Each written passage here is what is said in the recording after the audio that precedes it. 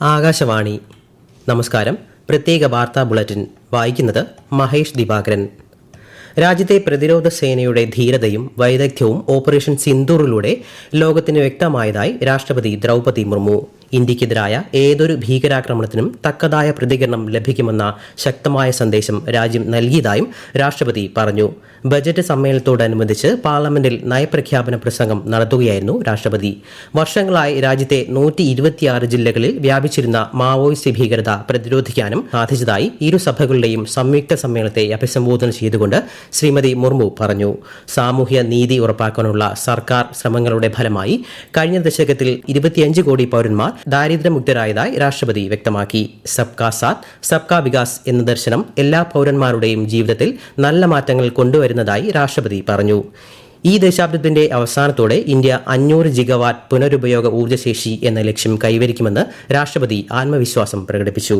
ഗ്രാമീണ മേഖലയിൽ തൊഴിൽ വികസനം ഉറപ്പാക്കാനായി കൊണ്ടുവന്ന VBG റാംജി നിയമം 125 ദിവസത്തെ തൊഴിൽ ഉറപ്പ് നൽകുമെന്നും അവർ പറഞ്ഞു. പാർലമെന്റിന്റെ ബജറ്റ് സമ്മേളനത്തോടനുബന്ധിച്ച് സാമ്പത്തിക സർവേ നാളെ സമർപ്പിക്കും. ഫെബ്രുവരി 1 ഞായറാഴ്ചയാണ് കേന്ദ്ര ബജറ്റ്. ഇന്ന് മുതൽ അടുത്ത മാസം 13 വരെയും മാർച്ച് 9 മുതൽ ഏപ്രിൽ 2 വരെയും 2 ഘട്ടങ്ങളിലായി 30 ദിവസമാണ് സഭ ചേരുക. രാഷ്ട്രപതിയുടെ നയപ്രഖ്യാപന പ്രസംഗത്തിനിടെ ബഹളമുണ്ടാക്കിയ പ്രതിപക്ഷ നടപടിയെ വിമർശിച്ച് കേന്ദ്രമന്ത്രി കിരൺ റിജിജു. രാജ്യത്തിനാകെ അപമാനമാകുന്ന രീതിയിലാണ് പ്രതിപക്ഷം പെരുമാറിയതെന്ന് അദ്ദേഹം കുറ്റപ്പെടുത്തി.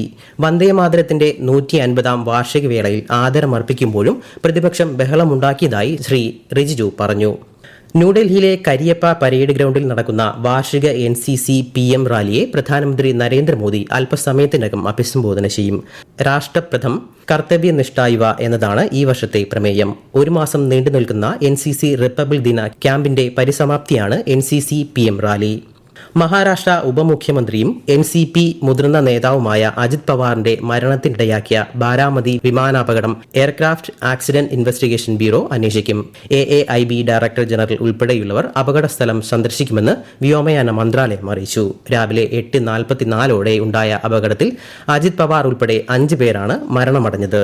അജിത് പവാറിന്റെ നിര്യാണത്തിൽ രാഷ്ട്രപതി ദ്രൗപദി മുർമു, പ്രധാനമന്ത്രി നരേന്ദ്രമോദി, ലോക്സഭാ സ്പീക്കർ ഓം ബിർള, കേന്ദ്രമന്ത്രിമാർ തുടങ്ങിയവർ അഗാധ ദുഃഖം രേഖപ്പെടുത്തി. ഗവർണർ രാജേന്ദ്ര വിശ്വനാഥ് ആർലേക്കറും മുഖ്യമന്ത്രി പിണറായി വിജയനും കേരള നിയമസഭയും സംഭവത്തിൽ അനുശോചനം രേഖപ്പെടുത്തി.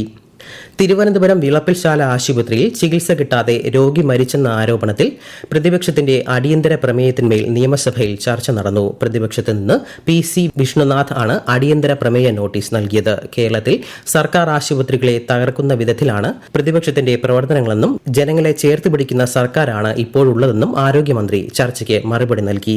ആരോഗ്യമന്ത്രിയുടെ മറുപടിയിൽ പ്രതിഷേധിച്ച് പ്രതിപക്ഷം സഭയിൽ നിന്ന് ഇറങ്ങിപ്പോയി.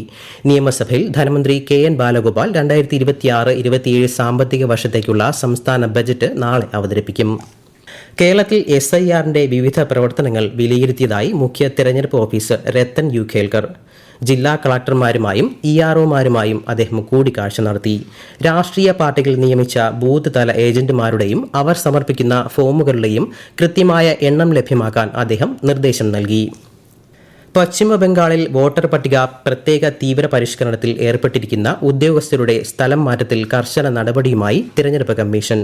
കമ്മീഷനിൽ നിന്ന് മുൻകൂർ അനുമതി വാങ്ങാതെ 3 നിരീക്ഷകർക്ക് സംസ്ഥാന സർക്കാർ സ്ഥലം മാറ്റ ഉത്തരവ് പുറപ്പെടുവിച്ചതിനെ തുടർന്നാണ് നീക്കം. ഉത്തരവ് ഉടൻ പിൻവലിക്കാൻ ആവശ്യപ്പെട്ട് കമ്മീഷൻ പശ്ചിമ ബംഗാൾ സർക്കാരിന് കത്തയച്ചു. 7ാമത് ഇന്ത്യ ഇന്റർനാഷണൽ കടൽ പായൽ ഉച്ചകോടിയും പ്രദർശനവും നാളെ കൊച്ചിയിൽ ആരംഭിക്കും.